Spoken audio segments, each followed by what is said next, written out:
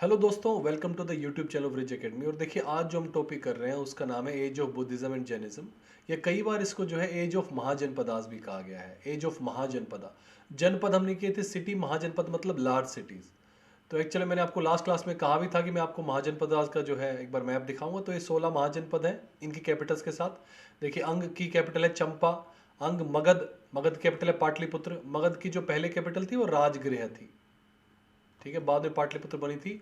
और राजगृह को first fortified city कहा गया, फर्स्ट फोर्टिफाइड सिटी, ठीक है। एज सच मतलब सिटी बोले या फर्स्ट फोर्टिफाइड कैपिटल ज़्यादा बोलना ज़्यादा बेटर रहेगा, क्योंकि फोर्टिफिकेशन तो हमने हड़प्पन टाइम्स में भी की है, ठीक है। अंग मगध काशी, काशी की कैपिटल है बनारस। देखिए, काशी को हिंदू के हिसाब से होलीएस्ट प्लेस माना गया है, हिंदू लोगों के हिंदुइज्म के हिसाब से, क्योंकि ये माना जाता है कि एग्जैक्ट जो है 90 डिग्री पे, काशी के बिल्कुल 90 डिग्री ऊपर ही हमारा जो है हेवन है, ठीक है। तो इसीलिए काशी को होलीस्ट प्लेस माना गया। फिर आता है वज्जी या व्रजी। कई बार जो है इसका नाम वज्जी लिखा रहता है, कभी व्रजी लिखा रहता है। ये जो थी इसकी कैपिटल थी वैशाली। और इसकी बड़ी खास बात है कि कॉन्फिडरेसी थी ये। कॉन्फिडरेसी का मतलब ये है कि ये समझिए कि एक रूलर नहीं था यहाँ पे। यहाँ पे इसका एक और नाम हम बोल सकते हैं कि ओलिगार्की थी। ओलिगार्की मतलब होता है ग्रुप ऑफ पीपल रूल्ड। तो यहाँ पे जो आजू बाजू के सारे विसिनिटी वाले सिटी थे वो सारे लोग मिलके उनके रिप्रेजेंटेटिव रहते थे और फिर ये चलती थी, ठीक है। मल्ला, उसके बाद वत्स, कौशाम्बी, छेदी, और उसके बाद इधर कौशला, फिर पंचाला, कुरु। कुरु की कई बार कैपिटल जो आपको इंद्रप्रस्थ में मिल सकती है, हस्तिनापुर, दोनों ही लिख जाते हैं। शुरासेन, मथुरा, मत्स्य, विराटनगर, अवंती, उज्जैन। देखिए, अवंती की जो है नॉर्थ कैपिटल उज्जैन थी। अगर साउथ कैपिटल की बात करें तो आपने नाम काफी बार सुना होगा बाहुबली के अंदर, महिष्मती। तो इसकी जो साउथ में जो इसकी सदन जो कैपिटल थी वो महिष्मती थी, अवंती की। नॉर्थ कैपिटल थी उज्जैन और साउथ कैपिटल थी महिष्मती, है ना। बाहुबली में सुना होगा आपने नाम। उसके बाद असाका, पोटाली, और उसके बाद काम्बोज, रायपुर, और देखिए Gandhar, Taxila. Taxila is the oldest university, है ना। ओल्डेस्ट यूनिवर्सिटी की अगर बात करें तो तक्षशिला में रही है। तो इस तरह 16 महाजनपद। देखिए, इससे ज़्यादा कुछ आ नहीं सकता है, नॉर्मल इसके ऊपर क्वेश्चंस नहीं आते हैं। बट सिर्फ आपको ये थोड़े से अगर याद है नाम तो अच्छा रहेगा। अंग मगध काशी कौशल वज्जी मल्ला छेदी मत्स्य कुरु पंचाल मत्स्य सुरसे अवंती असाका गंधर काम्बोज, ये 16 महाजनपद है। अच्छा, इसी एज को कहा गया है सेकेंड अर्बनाइजेशन। जो महाजनपदास की कहें या एज ऑफ बुद्धा की बात करें, इसको कई बार सेकेंड अर्बनाइजेशन कहा गया है। ऐसा क्यों? बिकॉज देखिए, हमने किया ही था लास्ट में सेकेंड अर्बनाइजेशन। हमने देखा था कि लेटर वैदिक के अंदर, लेटर वैदिक एज में अब क्या हुआ था, एग्रीकल्चर बेटर हो गया था। एग्रीकल्चर में सुधार था, सेडेंटरी लाइफस्टाइल थी। आयरन की वजह से काफ़ी जो ये पूरा एरिया था इन्होंने बढ़िया इसको कट करके फॉरेस्ट क्लियर करके खेती बाड़ी अच्छी होने लगी थी।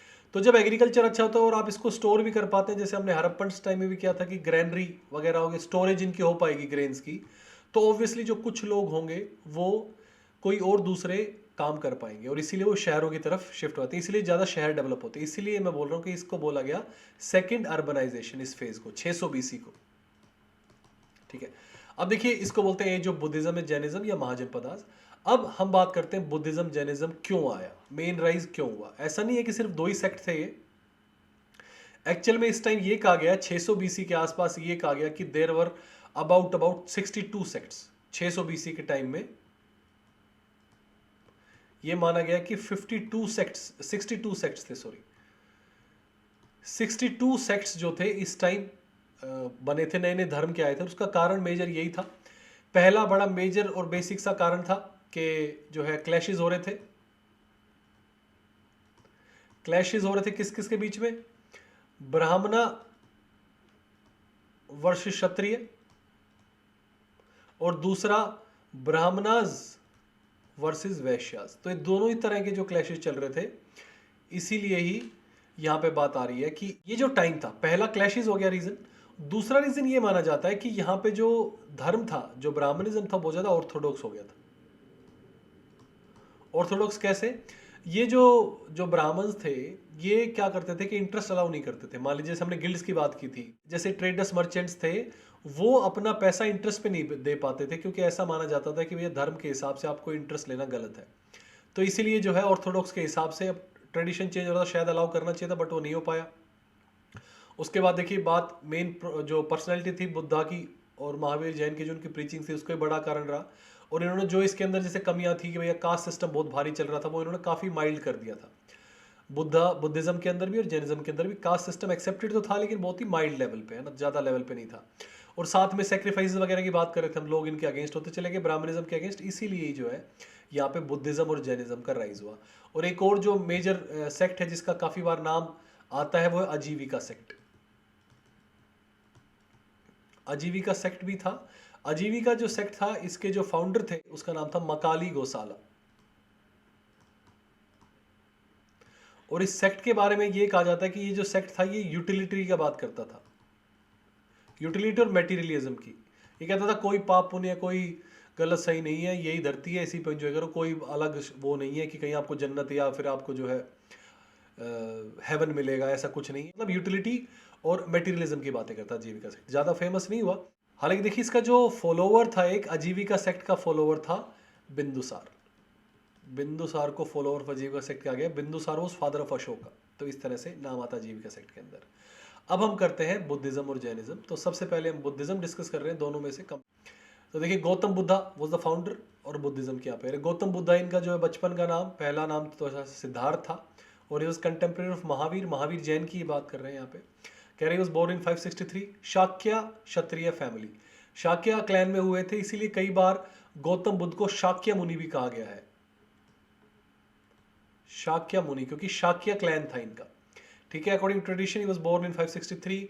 लुम्बिनी में जन्म हुआ। कुछ लोग इसको कपिलवस्तु मानते हैं, नेपाल के अंदर ही है। कुछ लोग पिपरावा बस्ती डिस्ट्रिक्ट, एक्चुअली कुछ यूपी के एरिया के अंदर भी इसको क्लेम करते हैं कि थोड़ा सा यूपी और थोड़ा सा नेपाल, लेकिन मेजर यही सब लोग मान रहे हैं कि लुम्बिनी ही जो था वो जन्म स्थान था महात्मा बुद्ध का।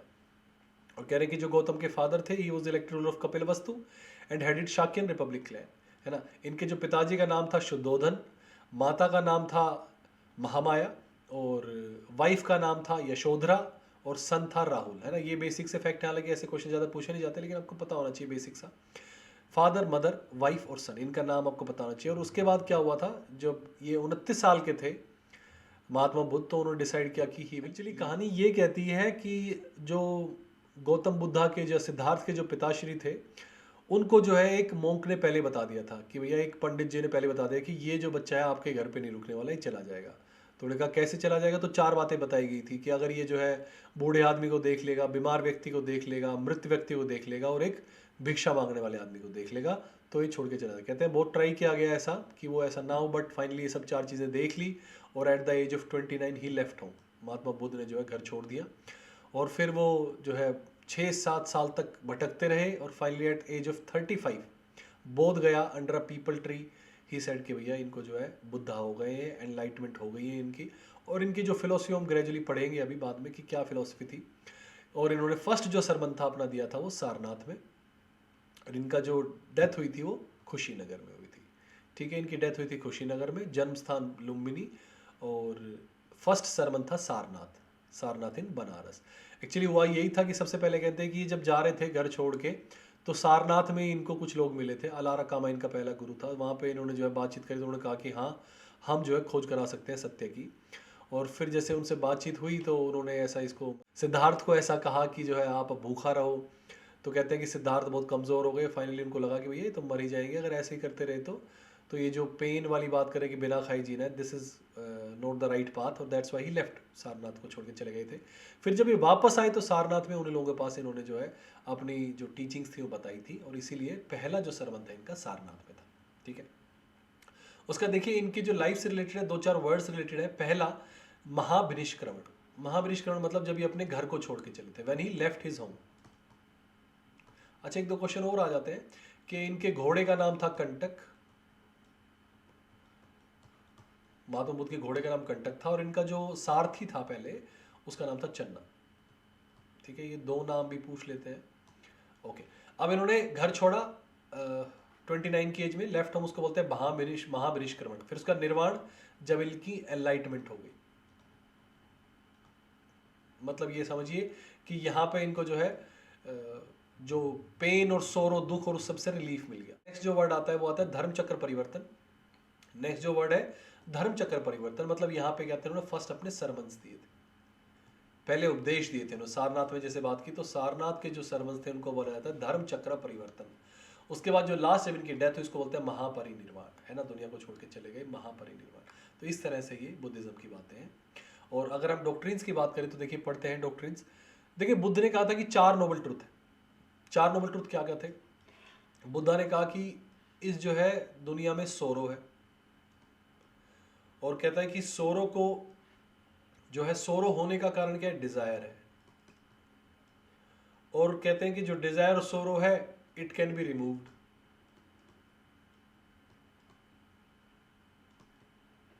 कहते हैं सोरो को खत्म किया जा सकता है कैसे? बाय फॉलोइंग 8 फोल्ड पाथ, है ना। तो ये 4 नोबल ट्रुथ्स हैं जो महात्मा बुद्ध ने दिए थे। बाय फॉलोइंग 8 फोल्ड पाथ, इसको कई बार अष्टांगिक मार्ग कहा गया। देखिए यहाँ पे मेंशन है अष्टांगिक मार्ग। तो ये इनके जो है 4 नोबल ट्रुथ्स थे। और बाकी जो इनके बेसिक टीनेट्स भी थे वो लगभग ऐसे थे। नोबल ट्रुथ्स के अंदर जो आता है ये आता है, और 8 फोल्ड पाथ के अंदर जो बात करता है, इसके अंदर 8 फोल्ड पाथ के अंदर बात करता है right vision, right aim, right action, right livelihood, right effort, right awareness, right concern, इस तरह की बात है, राइट स्पीच। तो ये 8 बातें कहता है, इनको फॉलो करना पड़ेगा आपको, ठीक है। उसके बाद अगर हम बात करें इनके प्रिंसिपल्स, मेजर प्रिंसिपल्स क्या थे, तो उसमें ये कहते थे कि भैया कमिट मत करो वायलेंस, वायलेंस मत करो, अहिंसा करो, डू नॉट कोवेट प्रॉपर्टी, मतलब दूसरे की प्रॉपर्टी मत छीनो, इंटॉक्सिकेंट्स ड्रिंक्स वगैरह मत लो, ड्रग्स वगैरह मत लो, है ना, डू नॉट टेल अ लाई, झूठ मत बोलो, और सेक्सुअल मिसकंडक्ट और अडल्ट्री मत करो। तो ये इनके बेसिक प्रिंसिपल्स थे। अब देखिए अगर बात करें जो मेजर क्वेश्चंस आते हैं हर धर्म के हिसाब से, गॉड, कि गॉड है कि नहीं है, तो महात्मा बुद्ध ने अपने लाइफ टाइम में कहे कि गॉड के ऊपर महात्मा बुद्ध ने डिस्कस नहीं किया। उन्होंने कहा है या नहीं है, we don't need to discuss. आत्मा के ऊपर मानते थे, आत्मा नहीं होता। इसमें थोड़ा सा यहाँ पे समझेंगे हम। इन्होंने कहा आत्मा नहीं होती और रीबर्थ होता है, और कर्मा थ्योरी में बिलीव करते थे। तो देखिए इसको समझने का ऐसा तरीका है जैसे कि ऐसा समझिए, आत्मा नहीं होना और रीबर्थ होना थोड़ा सा डिफरेंट, थोड़ा चैलेंजिंग लगता है समझने में। तो इसको ऐसा कहा गया कि जैसे नदी के अंदर या सी के अंदर रिपल्स उठते हैं, वेव्स उठते हैं, तो एक वेव है वो खत्म तो हो गई है और उसकी जगह दूसरी वेव आ जाएगी, लेकिन ये वो सेम वेव तो नहीं है। तो ये वही बात हो रही है कि रीबर्थ तो हो रहा है, रीबर्थ हो रहा है फिर से नई वेव का, लेकिन पुरानी वाली वेव नहीं है ये, पुरानी वाली। तो इसीलिए कह रहा है कि आत्मा नहीं है, रीबर्थ है। और कर्मा थ्योरी में बिलीव करते हैं कि जो जैसा करेगा, जो जैसा बोएगा वैसा ही काटेगा, जो जैसा करेगा वैसा ही फल भोगेगा, है ना। उसके बाद इन्होंने देखिए मेजर जो बात की थी, इन्होंने बात की थी focus on harmony in social relations. इन्होंने कहा था कि सोशल रिलेशंस अच्छे रहने चाहिए, कोहेरेंट तरीके से रहने चाहिए, टॉलरेंट सोसाइटी होनी चाहिए। हमने देखा कि अशोक ने मेजर टॉलरेंस की बात की थी यहीं से ही, जो अशोक की धम्मा पॉलिसी थी उसके अंदर ही बात आती है, हम पढ़ेंगे उसको भी। तो टॉलरेंट सोसाइटी की बात यहाँ पे आ रही है, रिलेशन, सोशल रिलेशंस बेटर करने चाहिए। और उसके बाद जो इनकी एक मेजर फिलोसफी थी बुद्धिज्म की, वो थी समत प्रत्युत पद। समत प्रत्युत का मतलब ये था कि every cause has a effect. Actually इसमें ना 12 साइकिल्स हैं, और कहते हैं कि एक के बाद दूसरा, दूसरे के बाद तीसरा, ऐसे सर्कल चलते हुए 12 चीज़ों को स्टार्ट करता है। स्टार्ट्स विद इग्नोरेंस, है ना, इग्नोरेंस से और स्टार्ट होता है, फाइनली सोरो पे एंड होता है। तो इस तरह से ये पूरी 12 जो पॉइंट्स हैं उसका साइकिल है, और कहता है कि हर कोज का इफेक्ट और हर इफेक्ट का कोज है, ये इंटररिलेटेड होते हैं। दिस इज समत प्रत्युत पद, ठीक है। उसके बाद देखिए अगर हम बात करें कि बुद्धिज्म जो था क्या स्पेशल फीचर्स थे और क्यों ये इतना फैला, है ना। तो मेजर बात यही थी कि इन्होंने जो है कास्ट की कंसिडरेशन नहीं की, even women were admitted to the Sangha. इस बात के ऊपर फिर भी थोड़ा डाउट है कि कितना ज़्यादा फैल पाए, इससे कम फैल पाया, क्योंकि कहते हैं कि स्टोरी ये कहती है कि महात्मा बुद्ध के 2 फेवरेट डिसाइपल थे, एक आनंद एक उपाली। तो आनंद के कहने पे महात्मा बुद्ध ने फीमेल्स को अलाउ किया था संघ के अंदर, लेकिन महात्मा बुद्ध ने ये कहा, बताया कि भैया अगर आनंद हम अलाउ नहीं करते फीमेल्स को तो 100,000 ईयर्स चलता, अब सिर्फ 100 ईयर्स चलेगा। ऐसे मतलब ऐसे कोई स्टेटमेंट आई हुई है जो है संघ के बारे में। तो जो पहली जो फीमेल थी जिसने एंटर किया था वो थी गौतमी, जो इनकी जन्म देने वाली माता थी, उनकी डेथ हो गई थी, और इनको जो पालन पोषण करने वाला था वो था गौतमी, गौतम की माता गौतमी। तो गौतमी ने पहली बार जो है एंटर किया था, first female to enter the Sangha, ठीक है।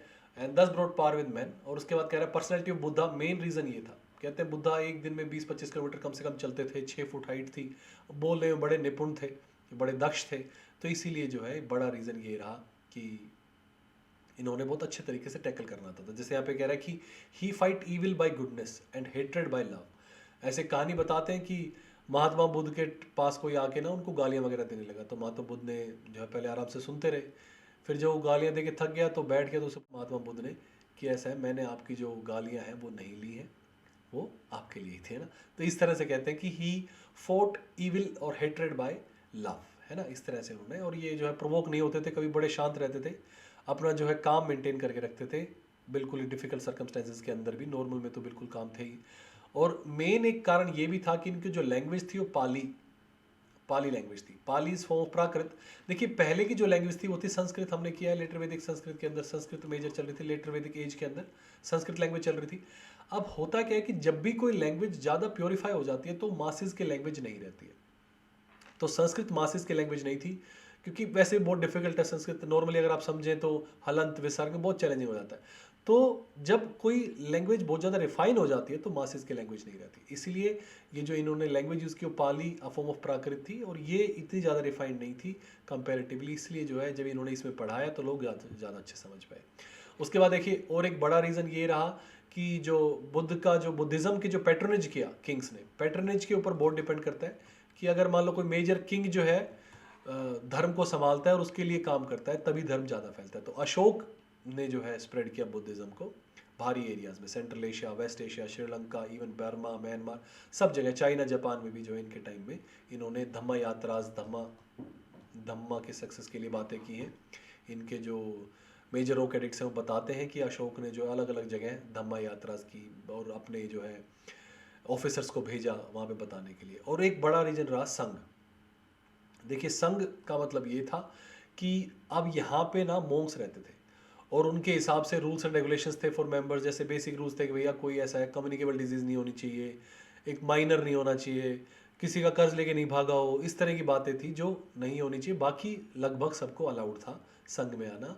और संघ का मेन काम यही था कि भैया जो मेजर मुद्दे हैं उनके ऊपर डिस्कशंस करते थे, और ये कहा जाता है कि भैया कम से कम 20 लोग अगर बैठे हों तो डिस्कशन होगी, 20 या 30 लोग, और फिर बैठ के उसके ऊपर डिस्कशन करके और फिर उसके बाद वोटिंग डाली जाती थी। तो इस तरह से बड़े मेजर मुद्दों को डिस्कस करके निकाला जाता था निचोड़ उनका। तो संघ बनने की वजह से भी जो है बुद्धिज़्म ज़्यादा फैला। और ये कहते हैं कि महात्मा बुद्ध जो है वो निर्वाण अटेंड करने के 2 साल के बाद आसपास मतलब वापस आ गए थे अपने वहाँ पे, और वहाँ पे राजा ने भी और सब ने जो है बुद्धिज़्म अडोप्ट कर लिया था, और सब ने जो है बुद्धिज़्म को फैलाया था वहाँ पे।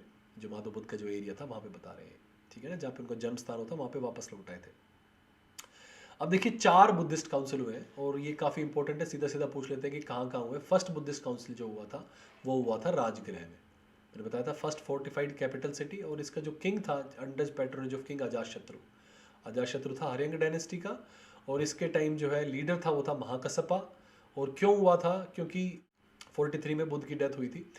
तो जो बुद्ध की जो टीचिंग्स थी उनको इकट्ठा करने के लिए ये काउंसिल हुआ था। और इसमें देखिए मैंने बताया कि 2 फेवरेट डिसाइपल थे, एक आनंद और एक उपाली। तो आनंद ने जो है किताब लिखी है सूत पितका, और जो दूसरी विनय पितक है इसमें महाकसपा का नाम है, लेकिन कई बार जो है साथ नाम अटैच होता है उपाली का। तो इसमें मोनेस्टिक कोड था, संघ का कोड था, और इसमें बुद्धा की टीचिंग थी। आनंद ने जो है बुद्ध की टीचिंग्स के बारे में लिखा है। देखिए आनंद की एक बड़ी खास बात है कि यहाँ पे कहते हैं कि आनंद जो है अपने टाइम में, मतलब जब तक बुद्ध के साथ था तब तक वो जो है मोक्ष की और परिनिर्वाण और निर्वाण अटेन नहीं कर पाया। और कहते हैं जब डेथ होने लगी तो फिर आनंद ने कहा कि साहब आप जा रहे हो, कुछ बताओ, मतलब एंड में जैसे कुछ लास्ट वर्ड्स बोलो कि मैं भी जो है साथ साथ आ सकूं। तो फिर कहते हैं कि बुद्ध ने कहा था कि आपो दीप आप भव, मतलब आपो दीप भव, मतलब कि अपना दीपक खुद ही बनो। तब कहते हैं कि आनंद को विद इन फ्यू मंथ्स के टाइम में फिर वो जो है उन्होंने अटेन कर लिया था निर्वाण, उससे पहले नहीं हो पा रहा था। तो ऐसी जो लास्ट स्टेटमेंट इस तरह की थी। उसके बाद सेकंड बुद्धिस्ट काउंसिल था, ये किंग कालाशोक ने कराया था, शिशुनाग डायनेस्टी, और 100 साल हो गए थे बुद्ध की डेथ के बाद। वैशाली में हुआ था, शतकाम्बरी या सभा कामी ने प्रिसाइड किया था। और इसके अंदर जो है डिस्कशंस हुई थी, विनय पिटक के अंदर कुछ पॉइंट्स ऐसे थे जिसके ऊपर जो है डाउट हो रहा था, तो डिस्कशंस थी। और इस टाइम में हुआ ये था कि 2 स्प्लिट, मतलब 2 जो है भाग में बट गया था बुद्धिज्म। फर्स्ट मेजर स्प्लिट यहीं पे हुआ था। एक था थेरावाद और दूसरा था महासंघिक। ये एक्चुअली जो मोंग्स थे ये अलग अलग एरिया के थे। थेरावाद वाले जो मोंग्स थे ये कौशाम्बी के थे, कौशाम्बी वाले जो मोंग्स थे वो थेरावाद वाले थे, और महासिंघिक वाले थे मगध वाले। तो इनकी टीचिंग्स जो है थोड़ी वेरी कर रही थी बुद्धिज्म के बारे में। और यहीं पे कह रहा है कि जो एल्डर है, मीनिंग एल्डर इन पाली, तो थेरा, थेरा मतलब एल्डर पहले वाले कौशाम्बी वाले हैं, बाद वाले मगध वाले हैं, तो इनके ऊपर जो है डिस्प्यूट चल रहा था, तो इसीलिए जो है इसको डिस्कस करने के लिए ये सेकंड बुद्धिस्ट काउंसिल हुआ था, और इस टाइम जो है ये डिवीजन आ गया था, है ना। थर्ड बुद्धिस्ट काउंसिल खुद किंग अशोक ने कराया था, पाटलिपुत्र में हुआ था, प्रेसाइडेड बाय मोगापुलितिस्सा, प्रेसाइडेड बाय मोगापुलितिस्सा, ठीक है। और क्या खास बात हुई थी इसके टाइम में, this was to purify Buddhism, क्योंकि बुद्धिज्म के अंदर भी जो फैक्शंस वगैरह आए थे, जो करप्शन आ गया था, उसको ठीक करना चाह रहे थे, और इस टाइम अभिधम्म पिटक लिखी गई। देखिए पिता का मतलब होता है कैस्केट्स, कैस्केट्स, या आप सिंपली ये समझिए कि कैस्केट्स छोड़िए, आप समझिए बास्केट्स। तो इसमें क्या रहता था कि पत्तों के ऊपर लिख के बास्केट के अंदर डाल डाल के रखते थे, तो इसलिए पिताकास। तो ये अभिधम्म पितक थी, और इस टाइम जो है त्रिपिताका कंप्लीट हो गए थे, सूत पितक, विनय पितक और अभिधम्म पितक, और it was completion of modern Pali Tripitaka, deals with philosophical aspect of Buddhism. ये मेजर फिलोसॉफिकल एस्पेक्ट, एक तो ये हुआ जैसे सूत पितक में मेजर जो बुद्ध ने कहा वो, और विनय पितक में क्या था कि इट वाज संघ के बारे में था, रिलीजियस ऑर्डर जो उनका संघ था। अभिधम्म पितक था फिलोसॉफिकल एस्पेक्ट क्या है बुद्धिज्म का, ठीक है। उसके बाद Buddhist missionaries were sent to other countries, Buddhism preached by emperor Ashoka was Hinayana, है ना, इन्होंने हीनयान जो है प्रीच किया मेजर। और जो लास्ट बुद्धिस्ट काउंसिल था वो किंग कनिष्क ने कराया था, कुषाण डायनेस्टी वाले ने, कुंडलवन कश्मीर में, और यहाँ पे जो है सारी डेलिब्रेशंस थी वो संस्कृत में की गई थी, और कहते हैं अश्वघोष और वासुमित्रा जो है प्रिसाइड किया था। अश्वघोष वो है जिन्होंने फर्स्ट जो है बायोग्राफी लिखी है बुद्ध के ऊपर, है ना, अश्वघोष। तो this council resulted division of Buddha into two sects, इस टाइम दो में डिवीजन हो गए थे, एक महायान और एक हीनयान। महायान मतलब लार्जर व्हीकल, ग्रेटर व्हील, और हीनियन मतलब है स्मॉलर व्हील, लेसर व्हीकल। तो यहाँ पे एक्चुअली थोड़ा सा ये डिस्कशन है कि कौन जो है बुद्धिज्म, बुद्धा को अटेन कर सकता है, मतलब ऐसा सच निर्वाण को कौन अटेन कर सकता है। तो महायान ये बोलता है कि सब कोई जो फॉलो करे वो कर सकता है, हीनियन कहते हैं नहीं, कोई स्पेसिफिक लोग ही कर सकते हैं, कुछ बोर्न क्वालिटीज भी होनी चाहिए, मेजर यही डिफरेंस है। तो यहाँ पे और क्या हुआ है कि महायान थोड़ा मॉडर्न हो गया है। महायान कह रहा है believes in idol worship rituals, Bodhisattvas में बिलीव करते हैं, और हीनियन ऐसा कुछ बिलीव नहीं करते, ये जो है जो पुराना ओरिजिनल टीचिंग्स है उन्हें बिलीव करते हैं, ठीक है। तो ये मेजर चेंजेस हैं, और ये फोर्थ बुद्धिस्ट काउंसिल के, ठीक है गाइस। अब देखिए cause of decline of Buddhism, क्यों डिक्लाइन कर गया, क्योंकि बिल्कुल वही सेम जो प्रॉब्लम्स थी, जो सेम करप्शंस थे, जो ब्राह्मणिज्म के अंदर जो करप्शंस थे, वही सब भी इसी के अंदर आ गए। फिर से जो है जो लाइफ ऑफ ईज जीने लगे, बढ़िया ईज लविंग पीपल आ गए सारे के सारे, जो संघ के अंदर ही मोनेस्ट्रीज में, तो अच्छे दान दक्षिणा मिलने लगी, करप्ट प्रैक्टिसेस हो गए, जो महात्मा बुद्ध ने मना किया था वो सब हो रहा था, और वज्रयान बुद्धिज्म का नया फॉर्म आ गया, इसको तंत्रसिज्म बोल देते हैं, हर में ही ऐसा रहता है, मिस्टिसिज्म टाइप, जो थोड़ा टाइम ऐसा होता है रिलीजन ना मिस्टिसिज्म में जाता है, तो वज्रयान उसमें था, ठीक है। इसी वजह से डिक्लाइन कर गया, और फिर बाद में जो है मेजर किंग्स ने भी पैटर्नेज नहीं दिया, तो बुद्धिज्म डिक्लाइन कर गया। चलिए आज के लिए इतना ही रखते हैं, सेकंड पार्ट में हम जैनिज्म डिस्कस करेंगे, और उनकी जो फिलोसफीज़ हैं और महावीर जैन के बारे में जो बेसिक जानकारी है वो हम करेंगे। Thank you, have a nice day.